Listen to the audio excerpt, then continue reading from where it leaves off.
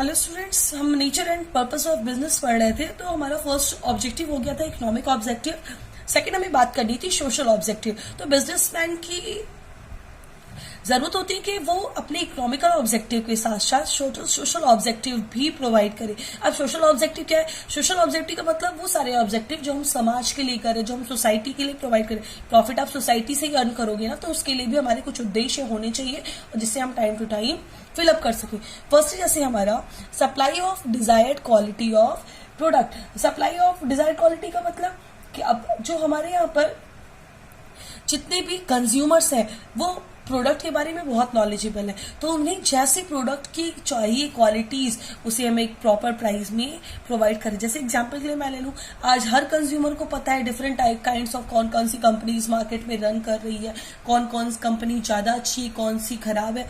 तो हम एक उनकी डिजायर क्वालिटी, वो प्रोडक्ट में क्या नई चीजें देखना चाहते हैं, क्या उन्हें क्वालिटीज प्रोवाइड करना है, क्या नई चीजें उन्हें मिलनी चाहिए, जिसका मतलब कि वो क्वालिटी अच्छी भी हो, उससे कंज्यूमर हमारा सेफ भी रहे और जो हमारी गुडविल को क्रिएट करे, जिसको अगर कंज्यूमर एक बार उस प्रोडक्ट को यूज करे तो हर बार उसी प्रोडक्ट की डिमांड करे, वो हमारी गुडविल को क्रिएट करेगा और जिससे हमारी मार्केट भी क्या है, बहुत दिन तक हम मार्केट में इजीली बने भी रहेंगे। तो हम कंज्यूमर की नीड के अकॉर्डिंग उसे desire quality of products provide करें।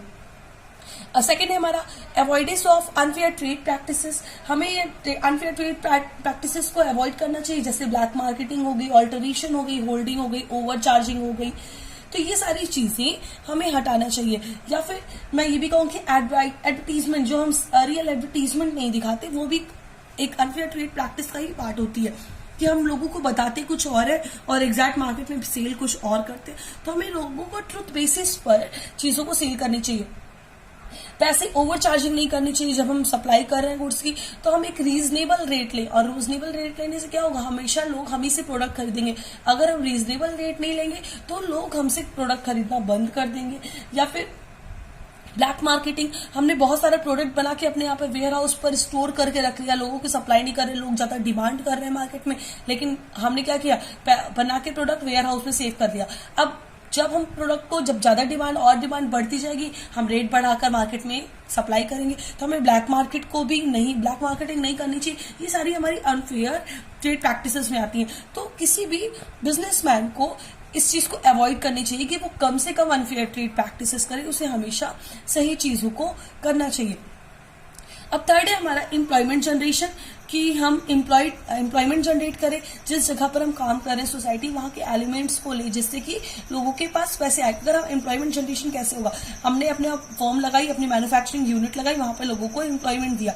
अब एम्प्लॉयमेंट देने से क्या होगा, उनके पास एक स्पेसिफिक इनकम आने लगी, एक निश्चित इनकम आने लगी। अब निश्चित इनकम आने लगी तो वो पैसा कहाँ खर्च करेंगे, प्रोडक्ट पर खर्चा करने की, तभी तो खर्च कर पाएंगे। अगर उनके पास पैसे ही नहीं होंगे तो वो प्रोडक्ट पे पैसे कैसे खर्च कर पाएंगे। तो हमें सोसाइटी के लिए, हमारे लिए भी जिम्मेदारी बनती है कि हम एम्प्लॉयमेंट जनरेट करें। फिर इसके बाद है सोशल सर्विसेज और कम्युनिटी सर्विसेज। अगर हमारा बिजनेस बहुत अच्छा रन कर रहा है तो हमारी एक और जिम्मेदारी बनती है कि हम लोगों में सोशल सर्विसेज प्रोवाइड करें, जैसे कि डिस्पेंसरीज बनवाना, स्कूल्स बनवाना, हॉस्पिटल्स बनवाना, एनजीओ में डोनेट करना, या फिर जो हम गुड्स बना रहे हैं उनको ऑर्फन बच्चों को देना, या ओल्ड एज हाउसेस बनाना। लोगों के लिए कुछ ना कुछ हमें ऐसा काम करना चाहिए जिससे लोग हमें जाने, और अगर लोग हमें जानते हैं तो भी वो हमारे लिए काम। जैसे एग्जांपल के लिए अभी आप रिसेंटली चल रहा है हमारा जो कोरोना का इफेक्ट चल रहा है, जिसमें हमारे जितने बड़े बड़े बिजनेसमैन हैं उनके लिए आपने देखा होगा। जैसे एग्जाम्पल की मैं टाटा जी की बात करूँ, रतन जी टाटा की बात करूँ, तो इन्होंने क्या किया, अपने 1500 करोड़ रुपए इन्होंने डोनेट किए हैं गवर्नमेंट को हेल्प करने के लिए। तो वो क्या कर रहे हैं, हमारी सोशल सर्विसेज प्रोवाइड करें, वो लोगों के लिए काम कर रहे हैं कि हम लोगों को हेल्प प्रोवाइड करें। ये हमारा सोशल ऑब्जेक्टिव है। इसके बाद अवॉइडेंस ऑफ पोल्यूशन, जो सबसे इंपॉर्टेंट है हमारे, कि हमको पोल्यूशन को अवॉइड करना चाहिए, कि जितना कम से कम हो सके हमारे बिजनेस के थ्रू हम नेचर को नुकसान पहुंचा रहे हैं, क्योंकि हम जो भी काम करते हैं उसमें कहीं ना कहीं नेचर पे नुकसान होता है। तो हमें इस चीज को अवॉइड करना चाहिए कि कम से कम पोल्यूशन हो सके, चाहे वो नॉइज पोल्यूशन हो, चाहे एयर पोल्यूशन हो, चाहे फिर वाटर पोल्यूशन है, वो कम से कम हो सके। और उसके लिए गवर्नमेंट ने कुछ रूल्स एंड रेगुलेशंस बनाए हैं, उसको भी हमें फॉलो करना चाहिए। टाइमली हमें कोशिश करना चाहिए कि हम कम से कम, जैसे एग्जांपल पे हम अपने यहाँ की सारी जो वेस्टेज होते हैं, जो स्क्रैप होती है, उसको नदियों में बहा देते हैं, तो वो पॉल्यूशन का रीजन है। तो हमें इन सब चीजों को अवॉइड करना चाहिए। हमें इसके लिए प्रॉपर एक ड्रेनेज सिस्टम के लिए प्रॉपर एक ऐसा मशीनरी लगानी चाहिए जिससे कि कोई भी कचरा नदी में ना जा सके, जिससे लोगों को नुकसान नहीं हो। ठीक है, अब नेक्स्ट हमारा थर्ड इज ह्यूमन और इंडिविजुअल ऑब्जेक्टिव। हमारा थर्ड क्या ऑब्जेक्टिव होना चाहिए? जो हम ह्यूमन और इंडिविजुअल ऑब्जेक्टिव की बात करें, जो हम लोगों के लिए अपना ऑब्जेक्टिव बनाएंगे। अब ह्यूमन और इंडिविजुअल ऑब्जेक्टिव देखिए, मैं बता दूं कि ये होता है हमारे एम्प्लॉयज के लिए, जिनको हम काम कराते हैं अपने यहाँ पर, उनके लिए हमारा क्या ऑब्जेक्टिव होनी चाहिए। तो फर्स्ट है हमारा गुड वर्किंग कंडीशन। हम जहां पे भी उनसे काम करा रहे हैं, जिस जगह पे भी हम उनसे काम करा रहे हैं, उसकी कंडीशन, काम करने की सिचुएशन बहुत अच्छी होनी चाहिए। बहुत अच्छी कंडीशन में लोग काम करते होने चाहिए, यानी प्रॉपर हर चीज की व्यवस्था होनी चाहिए। कोई अगर बहुत बारीकी वाला काम कर रहा है तो उसके लिए अच्छी लाइट्स की फैसिलिटी होनी चाहिए, फैन की फैसिलिटी होनी चाहिए, जिससे एम्प्लॉयज को ज्यादा परेशानी नहीं हो। क्योंकि अगर एम्प्लॉयज अच्छे तरीके से काम करेगा, अच्छी उसको वर्किंग कंडीशन हम प्रोवाइड करेंगे ना, तभी वो अच्छे तरीके से काम कर पाएगा। यानी अपनी वर्क का 100% तभी आप दे पाएगा वर्क के लिए, जब हम उसे अच्छी वर्किंग कंडीशन प्रोवाइड करें। सेकेंड है हमारा कॉम्पिटिटिव सैलरी। अब हमें मार्केट में ये भी चेक करना होता है कि हमारी मार्केट में सैलरी क्या चल रही है, उसी के बिहाफ पर हम लोगों से जितना काम करा रहे हैं उसको उसी के अकॉर्डिंग कॉम्पिटिटिव सैलरी प्रोवाइड करें। अगर हम किसी से 8 घंटा काम करा रहे हैं तो हम उससे 200 रुपए नहीं दे सकते। हम उसे 8 घंटा काम करा रहे हैं तो मार्केट में जो भी रेट चल रहा है, मैं ये नहीं कह रही हूँ 2000 रुपए आप दे दो, लेकिन जो भी मार्केट में सैलरी चल रही है जिससे उसके खर्चे इजिली कंप्लीट हो सके, हम उसी के अकॉर्डिंग उसे सैलरी प्रोवाइड कर दे, तो हमारी कॉम्पिटिटिव सैलरी हो गई। थर्ड हो रही है पर्सनल ग्रोथ। और पर्सनल ग्रोथ का मतलब होता है कि टाइम टू टाइम हम अपने सारे एम्प्लॉयज को, जो एम्प्लॉयज की रिक्वायरमेंट है उसको हम ट्रेनिंग प्रोवाइड करते रहे, उससे एजुकेशन प्रोवाइड करते जाए। जब भी कोई नई चीजें आ रही, जब भी कोई नई टेक्निक्स आ रही हैं, तो हम उसे ट्रेनिंग प्रोवाइड करें, उसके रिगार्डिंग उसे चीजों को बताएं, समझाएं, तो उनकी पर्सनल ग्रोथ होगी। अब पर्सनल ग्रोथ का मतलब ये नहीं है कि सिर्फ हो सकता है उसके बारे में नॉलेज होने से क्या होगा, उसको फायदा होगा, हो सकता है हम अपने यहाँ सैलरी नहीं उसकी बढ़ाएं, बट जब वो कहीं दूसरी जगह पर ज्वाइन करेगा तो उसकी इस नॉलेज के बिहाफ पर उसकी पर्सनल ग्रोथ और भी ज्यादा, उसके पैसे बढ़ेंगे और हमारे यहाँ पे क्या बढ़ जाएगा, उसके पास नॉलेज बढ़ जाएगी। फिर नेक्स्ट है हमारा पीयर रिकॉग्निशन।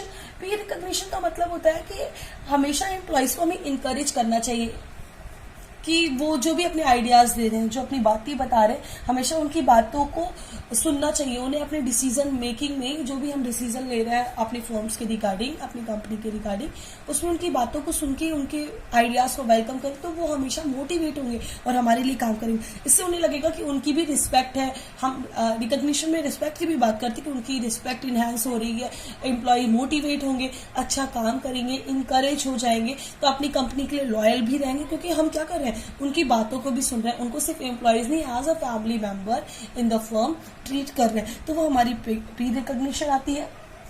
एंड लास्ट है हमारा स्पेशल बेनिफिट। स्पेशल बेनिफिट का मतलब इन सब चीजों के अलावा हमें अपने जो एम्प्लॉयज है उन्हें एक्स्ट्रा फैसिलिटी प्रोवाइड करनी चाहिए उनके वर्क के अकॉर्डिंग। जैसे हमने हाउसिंग फैसिलिटी प्रोवाइड कर दी, मेडिकल फैसिलिटी प्रोवाइड कर दी, उनके एजुकेशन को फ्री एजुकेशन प्रोवाइड कर दी,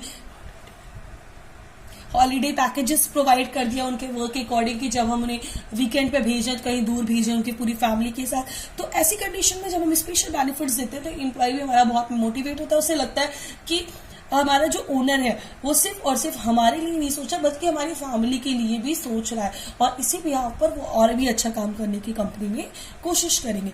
तो स्टूडेंट्स, ये हमारा हो गया ऑब्जेक्टिव ऑफ बिजनेस, जिसमें हमने तीनों चीज पढ़ी, इकोनॉमिक ऑब्जेक्टिव, सोशल ऑब्जेक्टिव है, ह्यूमन और individual objective. Thank you class.